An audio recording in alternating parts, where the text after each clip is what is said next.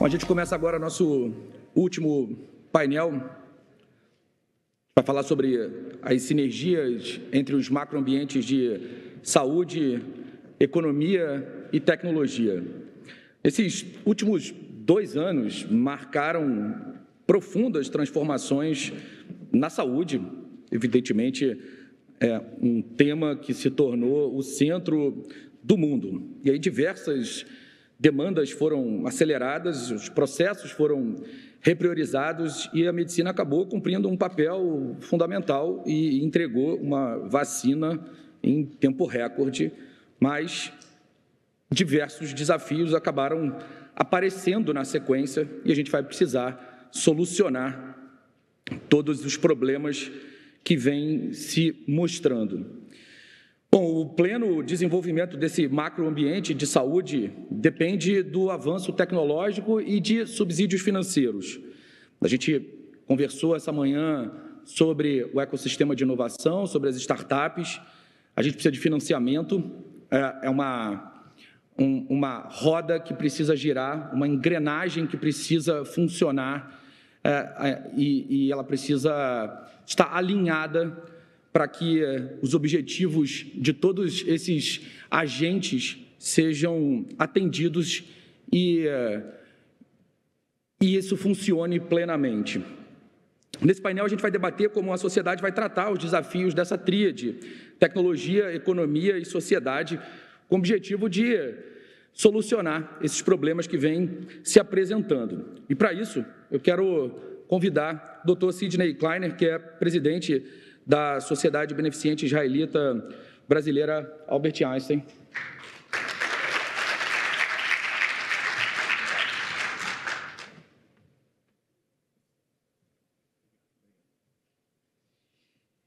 E o Paulo Cunha, o Pacu, que é Head de Public Sector para South America da AWS.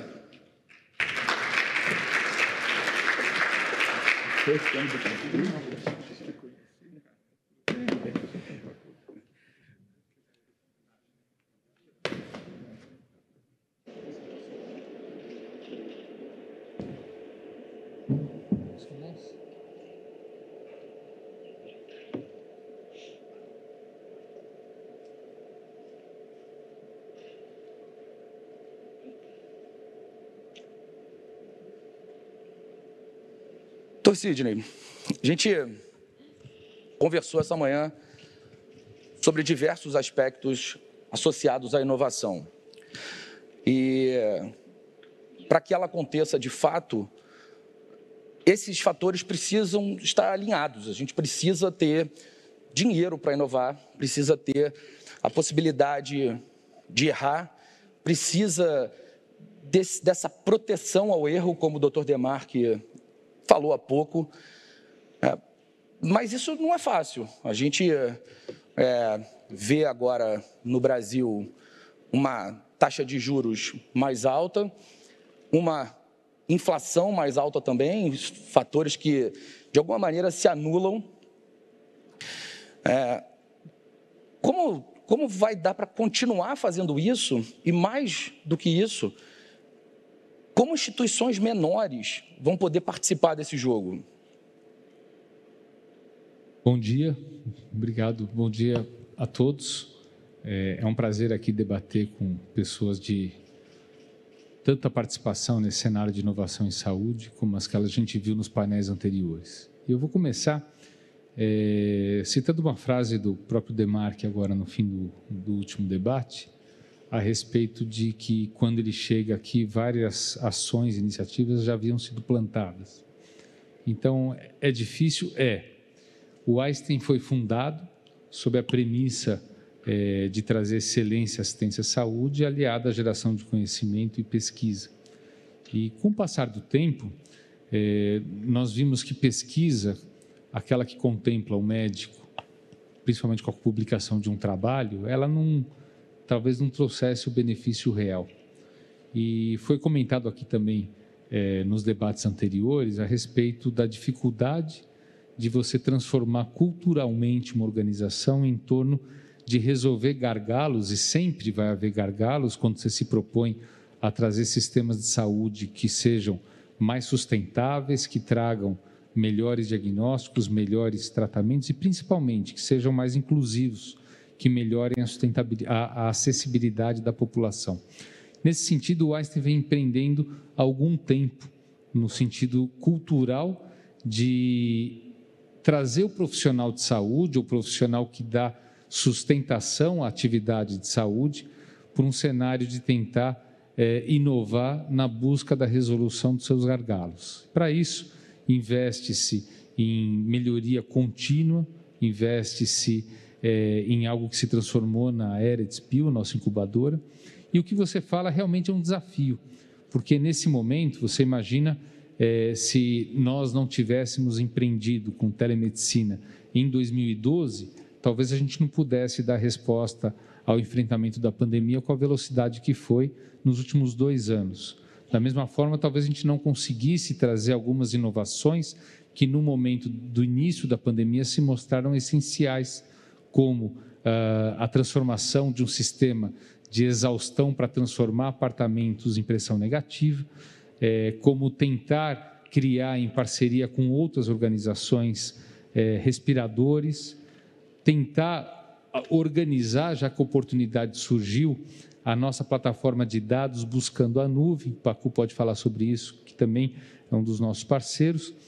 Enfim, eu acho que a visão atual dentro de uma organização que se propõe a fazer algo inovador, ela não seguirá sozinha, sem a colaboração de outras indústrias e, especialmente, num cenário que você coloca aqui, um cenário mais hostil de inflação, de aumento de custos, mas a própria pandemia nos mostrou a importância das atividades colaborativas dentro e fora do setor da saúde, com aquelas organizações que fazem parte do setor da saúde e também com as organizações que não diretamente têm relação com o setor da saúde, mas que têm alguma expertise nesta ou naquela iniciativa que pode privilegiar a saúde. E eu não vejo outra alternativa para enfrentar este cenário que a gente vê hoje, se não for com a atividade de colaboração e principalmente com a criatividade que existe nos profissionais que frequentam todas as organizações de qualquer setor. Eu vou repetir um termo que o Dr. Sidney usou, que é a hostilidade, e de fato, esse cenário hostil de juros altos e inflação alta, que realmente consomem recursos, especialmente recursos públicos, e cria um cenário extremamente desafiador para a saúde pública, a gente precisa usar a tecnologia para ganhar a dinâmica necessária, não necessariamente apenas para inovar, mas para entregar o básico. E aí a nuvem vira uma escolha quase que óbvia. Eu queria ouvir de você, Pacu, como você tem visto a utilização de nuvem, a maturidade no uso de nuvem, dessa migração. A gente ouviu aqui um percentual de 30% de workloads no mercado do Marcelo, aqui da IBM. Como você tem visto isso no setor público? Como os hospitais, e especialmente a saúde pública, têm se comportado em relação ao uso de nuvem? Obrigado, André. Em primeiro lugar, muito obrigado mais uma vez pelo convite e parabéns pela iniciativa, doutor Sidney, em nome do Einstein, e pelo convite feito à nossa empresa. A maturidade, ela varia de setor a setor. Acho que tem 2 pontos importantes que nós observamos ao longo desses últimos 2 anos. O primeiro deles é que, nesses últimos 2 anos, a transformação digital foi muito mais agressiva do que nos últimos 5 anos anteriores. Nós ganhamos praticamente quase que metade de uma década nesses últimos 2 anos e praticamente em qualquer setor da economia. Em particular, na área de saúde, nós vimos a crescente demanda para você entrar em algumas áreas importantes. A primeira delas, como bem colocado pelo Dr. Sidney, telemedicina, em que com a explosão, tendo uma arquitetura conveniente, já definida até mesmo como exemplo a plataforma digital Einstein, onde você consegue ver que ela sai talvez de milhares para dezenas de milhares em pouco espaço de tempo, você enxerga que a aplicabilidade, mas também a maturidade chegando em cima. Segundo, é exatamente quando você olha a medicina de precisão. O Brasil ganha relevância em medicina de precisão. Se você observar, a Parsonics com certeza é um excelente exemplo, onde você consegue hoje reduzir, talvez de meses, semanas para horas, resultados de análise genética com objetivo claro de diagnóstico. Terceiro ponto, você vê o Brasil se mostrando como referência em integração de dados de saúde pública, utilizando a nuvem, sim, mas de uma forma muito inteligente, colocando o que nós chamamos da Rede Nacional de Dados de Saúde. Então, você vê uma aceleração da maturidade e com uma clareza muito grande de como usar dados para fazer previsão. Seja previsão dentro de casa, se você é um hospital, se você é uma unidade clínica, seja ele populacional, quando você olha de uma maneira geral o que está acontecendo no país. Então, há uma aceleração de maturidade e uma ênfase muito grande para a área analítica. Doutor Sidney, quando a gente olha os processos colaborativos, e especialmente no que diz respeito ao uso de tecnologia, o Einstein é, sem dúvida alguma, uma referência, talvez a maior referência que o Brasil tenha. Qual foi o ponto de virada a que você atribui o sucesso nesse processo de adoção de tecnologias? Eu acho que a gente tem que primeiro separar a adoção de tecnologia médica ou de tecnologia que permite a gente fazer procedimentos inovadores, da tecnologia da transformação digital e da digitalização. E eu não vejo aí um ponto de virada, mas talvez o ponto da virada é a iniciativa de, dentro da organização, você trazer profissionais adequados, criar algo do ponto de vista estrutural que permita nós empreendermos e até fazer esses tipos de parceria. Por exemplo, a adoção de um prontuário eletrônico. A gente não pode falar em plataforma de dados se a gente não tiver um ambiente extremamente robusto para gerar os dados. E prontuário eletrônico, ou o EMR, que a gente fala, o Electronic Medical Record, que vai até além, a gente tem dados, por exemplo, de que um paciente em estado mais grave no UTI gera 21 mil dados por hora. Se a gente não tiver um prontuário eletrônico capaz, robusto o suficiente para permitir a adoção de uma maneira estruturada, não há como trabalhar esses dados para que eles virem informações. Então, não há ponto de virada, mas talvez algumas iniciativas foram sendo tomadas ao longo da história, e agora nós falamos em transformação digital, porque o momento da última década é para isso, mas talvez a gente empreendesse da mesma forma como ponto de virada, quando a primeira ressonância magnética do Brasil também foi comprada aqui dentro, a segunda também, imaginando que isso pudesse ser um atrativo para médicos mais jovens virem atuar no Einstein, porque a tecnologia estava aqui. E grande parte daquilo que a gente atribui como um benefício da transformação cultural é o incentivo do nosso material humano a se capacitar naquilo que a gente acredita que pode trazer as soluções, tanto aqui quanto no exterior.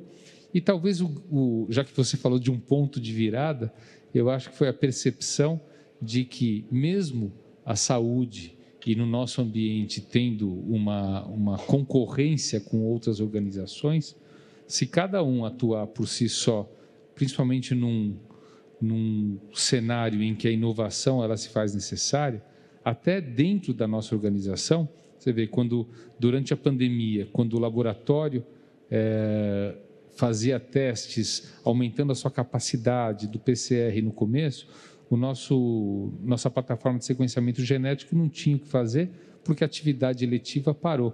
E essa relação com os dois permitiu a gente chegar num sequenciamento de última geração, capaz de identificar o coronavírus naquele momento, algo que foi sem nenhum precedente no mundo. Quer dizer, esse tipo de interação, hoje, para nós deixou de ser um impeditivo para nos relacionarmos com organizações que possam ser concorrentes, mas para ter alguma cooperação que isso possa trazer algo inovador. Talvez esse entendimento seja um ponto de virada.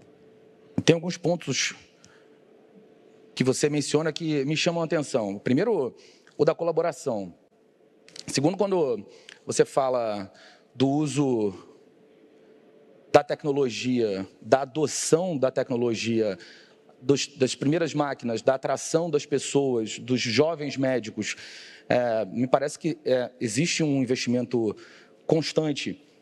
Então, a frequência é uma tônica que parece marcar a história da instituição e isso, sem dúvida nenhuma, cria uma identidade de comportamento. Se a gente olhar outras sessões, a gente ouviu aqui pessoas, processos e tecnologias. É exatamente o que esse discurso descreve. O processo de investir continuamente na adoção de novas tecnologias, as pessoas que são atraídas por essas novas tecnologias e que, por si só, são afeitas à inovação, e as tecnologias propriamente ditas. Esse impulso, a manutenção das novas tecnologias, a manutenção do processo de inovação é algo raro, especialmente numa empresa que pode errar pouco, como o Dr. Demarque falou, e é interessante observar esses pontos de controle que permitem que o erro seja cometido em ambientes seguros para que seja levado ao paciente já quando a tecnologia está dominada. E essa distinção sobre a tecnologia médica e a tecnologia da informação, evidentemente, elas duas vão se encontrar em um determinado ponto, mas é interessante ver o uso delas duas na organização. Agora, Pacu, quando a gente ouve uma história de uso e adoção de tecnologia com tanta intensidade, eu fico me perguntando como isso acontece no setor público. Dá para identificar um ponto comum entre os órgãos públicos que, com ou sem recursos, conseguem adotar tecnologias com eficiência? Tem ali uma interseção entre as características dessas organizações? Elas têm sim, André.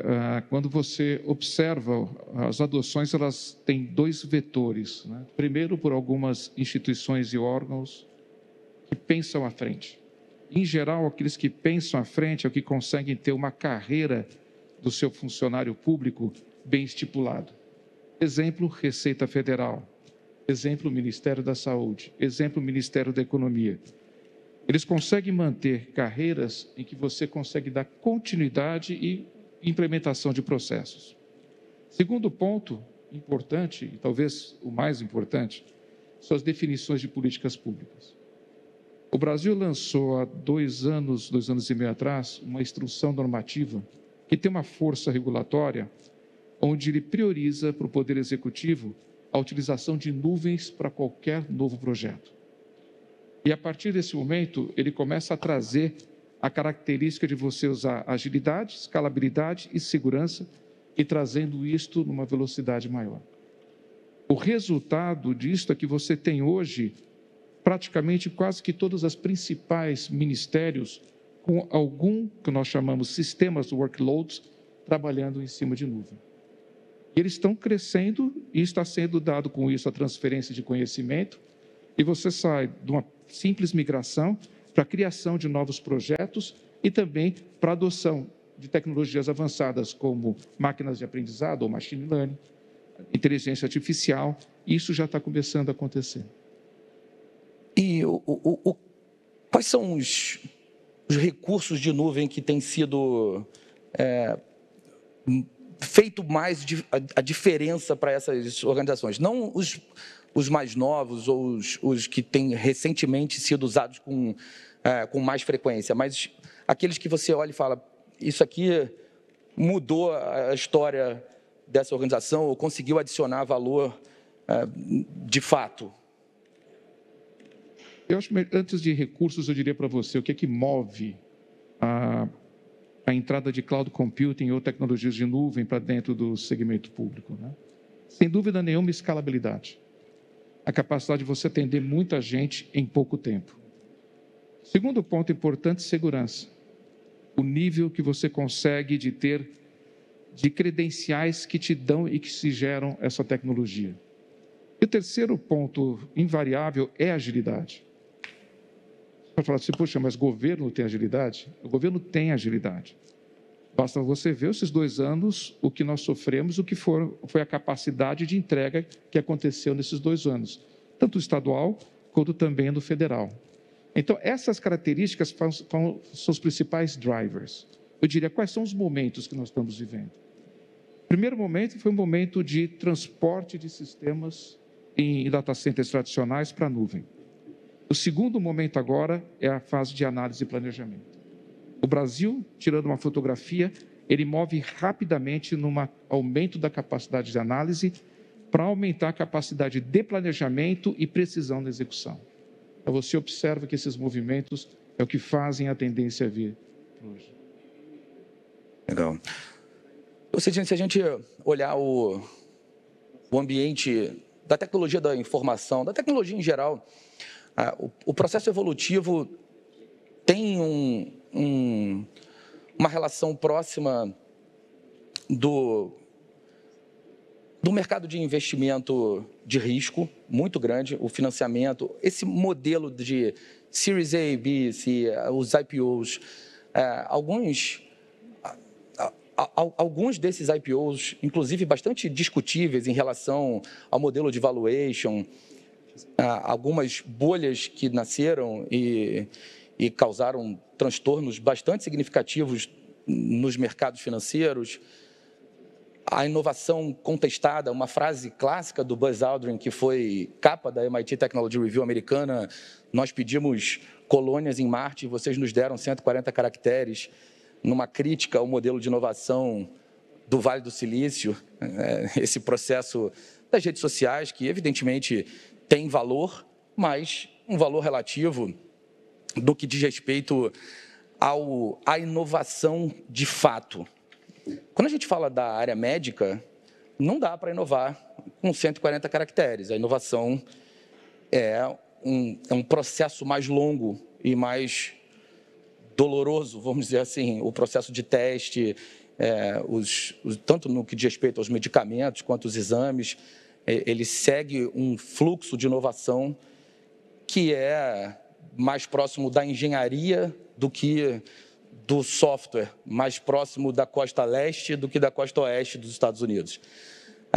Como você vê os aprendizados, de que maneira a área da biomedicina, da medicina em geral, pode aprender com o processo de inovação na área de software?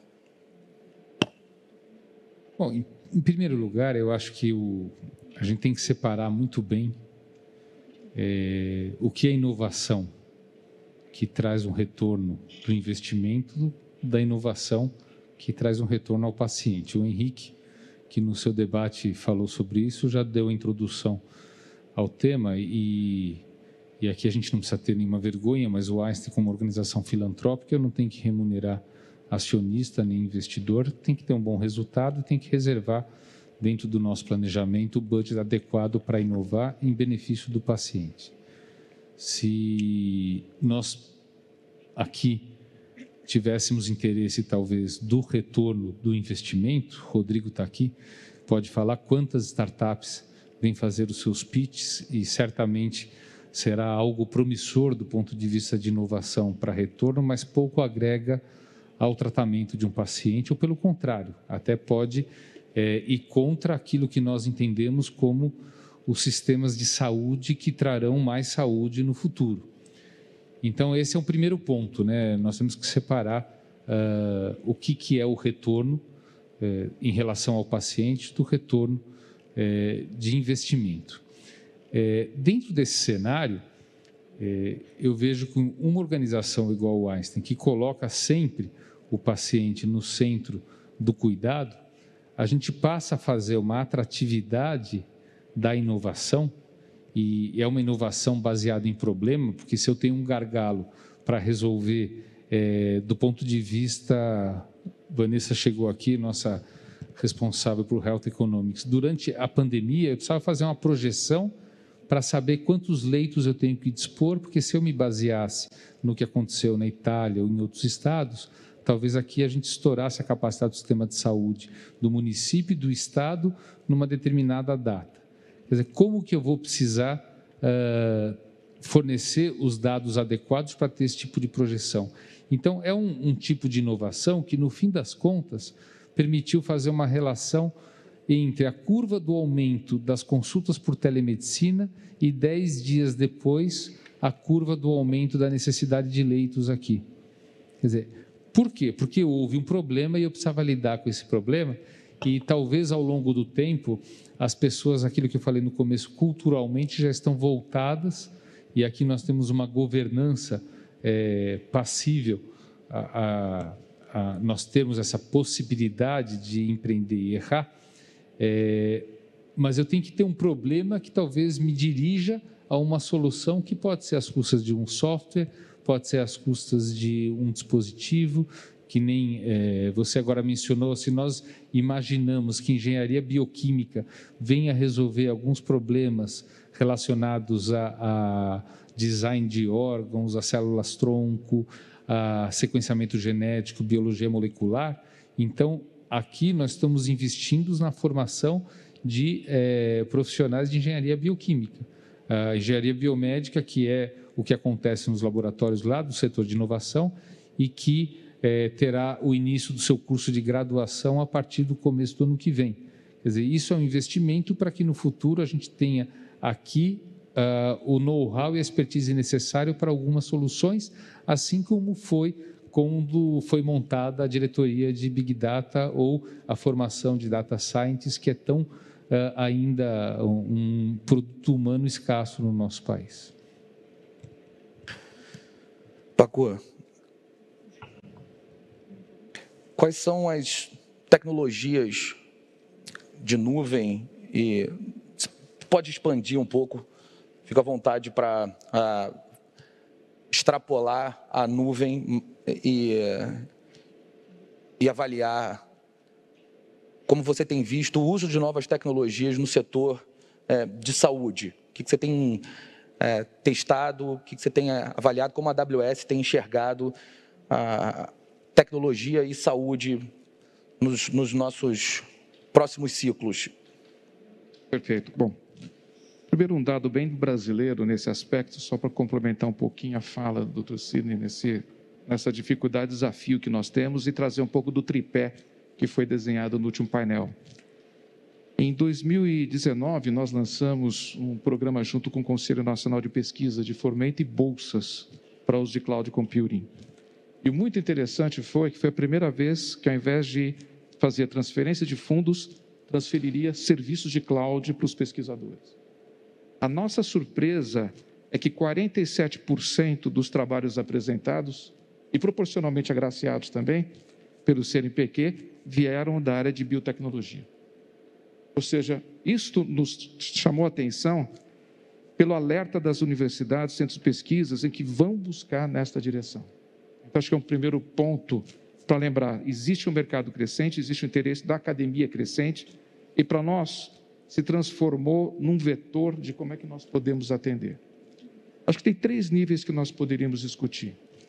Primeiro, serviços especializados. O que é o serviço especializado? Você pega, por exemplo, a área de genoma. Nós lançamos um serviço único, onde você faz armazenamento de sequenciamento genômico, especializado, com o objetivo claro de poder dar interoperabilidade aos demais laboratórios do mundo. Então, cada vez mais serviços vão ser especializados para o atendimento da área de saúde, por ser um vetor muito importante do mercado de tecnologia como um todo. Segundo ponto que nós acreditamos é que está indo o aumento da área de computação de alta performance. A computação de nuvem ela só existe porque financeiramente ela adequou as tecnologias. Por exemplo, para você processar o genoma, você precisava ter quase que uma sala cofre dentro do hospital com inúmeros supercomputadores. Isso custando milhões de dólares paga em avanço sem saber o que vai acontecer. Com a computação em nuvem, você simplesmente usa e depois pega a sua conta e paga. E tem que ser uma fração muito menor do que aquele investimento anterior. Então, a computação de alto desempenho, ela continua sendo algo fundamental pelas tratativas e inúmeras possibilidades que você tem de olhar não só a medicina de precisão, mas uma medicina populacional. E o terceiro, que tem evoluído muito, eu tenho absoluta convicção de que a área de saúde, a área médica, vai ter uma contribuição cada vez mais relevante, está na área de previsão.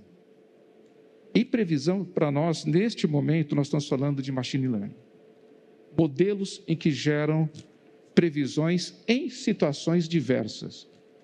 Como fornecedor de tecnologia para a área médica e parceiro do Einstein, nosso objetivo é trazer cada vez mais tecnologias simples o suficiente em que o médico, além dos seus 6 anos, mais tantos de residência, mais tantos de doutorado, não precise fazer computação. Mas ele sim tem o conhecimento dele para conseguir que isto seja feito de uma forma quase que automática. Esse investimento nosso de automação dos ferramentais para machine learning vai proporcionar que a área médica ela use os médicos, os especialistas, para que eles possam desenvolver os modelos e possam aplicar de uma forma adequada. Então, essas áreas são as áreas que nós estamos enxergando como as áreas de tendência e proximidade. Obrigado, Pacu. Doutor Sidney, perguntei os próximos passos para o Pacu sobre tecnologia e agora quero ouvir os próximos passos, na sua opinião, sobre a saúde no Brasil, especificamente no Einstein. Você falou um pouco sobre a faculdade. Eu vim aqui há 2 semanas, o doutor Demarque me mostrou o Centro de Inovação, eu fiquei muito impressionado. Vi ali algumas das carreiras que vocês estão formando e quero ouvir um pouco sobre qual a sua visão a respeito não só dessa formação, mas da tecnologia, do que o Einstein vai apresentar em relação à inovação em saúde. Bom, certamente a gente não tem bola de cristal, mas nós apostamos em algumas iniciativas que já vêm ocorrendo, né? Comentamos aqui algumas vezes sobre sequenciamento genético e medicina personalizada. Nós acreditamos cada vez mais às custas do entendimento e capacidade de processamento de dados cada vez mais relevante, aquilo que o Paco falou aqui. Nós temos, dentro de um ambiente com inteligência artificial, com machine learning, com algoritmos montados, a identificação, não somente às custas de genoma, mas a identificação clínica daquilo que pode ajudar o médico a raciocinar de uma forma a antever ou a predizer situações clínicas. Nós voltamos agora recentemente de uma viagem onde nós fomos visitar um parceiro, o Hospital City of Hope em Los Angeles, depois do Johns Hopkins. No Johns Hopkins, eles têm tratado uma determinada doença neurológica com base no entendimento da sequência dos acontecimentos dessa doença e que, muitas vezes, colocados dentro de uma plataforma de inteligência artificial, esses dados acabam dando ao médico a condição de predizer qual é o próximo passo ou qual o melhor tratamento sem genética, basicamente às custas de sintomas clínicos. Então, eu vejo cada vez mais o emprego de uma plataforma de dados e transformação digital para dar suporte à atividade médica. Dentro da medicina personalizada, além desta capacidade, porque daí você deixa de atuar como a média dos pacientes e passa a atuar com aquele paciente, com aquela apresentação da doença, tanto na parte oncológica, que é a grande oportunidade, como na parte clínica. Também na biologia molecular, cada vez mais há um investimento nas chamadas CAR-T-cells ou células preparadas em laboratório para lidar com situações oncológicas, especialmente doenças oncológicas hematológicas.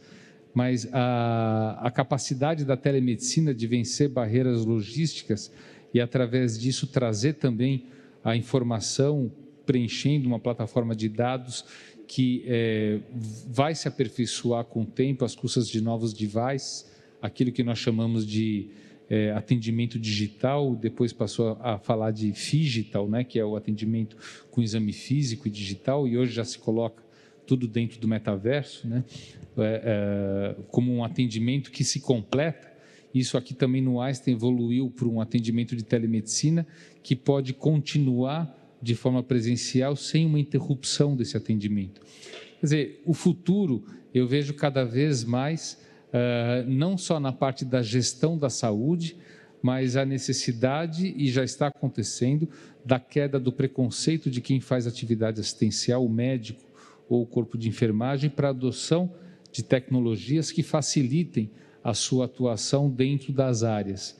E isso, de fato, é que ainda, mesmo os países onde estão mais avançados nisso, ainda carece da nós termos a confiança, e aquilo que você falou é fundamental, a participação do médico, né, ou do profissional da saúde para dirigir a organização e tornar de uma forma confiável todos esses algoritmos e machine learning, e isso eu acho fundamental desde a formação. Por isso, você teve visitando aí junto ao nosso centro de inovação, o nosso centro de ensino e pesquisa, por isso que dentro da graduação, cada vez mais os alunos que estão se formando como médicos ou como enfermeiros, e futuramente com os novos cursos que aqui terão, eles já têm na formação a inclusão de toda essa revolução de transformação digital que nós estamos observando e que vai exigir do profissional de saúde uma boa formação para contribuir. Fantástico, parabéns pelo trabalho que vocês estão realizando. Bom, a gente vai chegando ao final. Quero agradecer ao Paulo Cunha, o Pacu, que é Head de Public Sector para a América do Sul da AWS. Pacu, muito obrigado. Parabéns pelo trabalho que a AWS está fazendo, não só no setor público, mas em todo o mercado e pela popularização da nuvem também. Muito obrigado, André. Queria, mais uma vez, parabenizar pela iniciativa e agradecer a parceria com o Einstein, que tem nos ensinado muito. Dado muito interessante, doutor Sidney, nós temos contratado muito médico, viu, para dentro da empresa.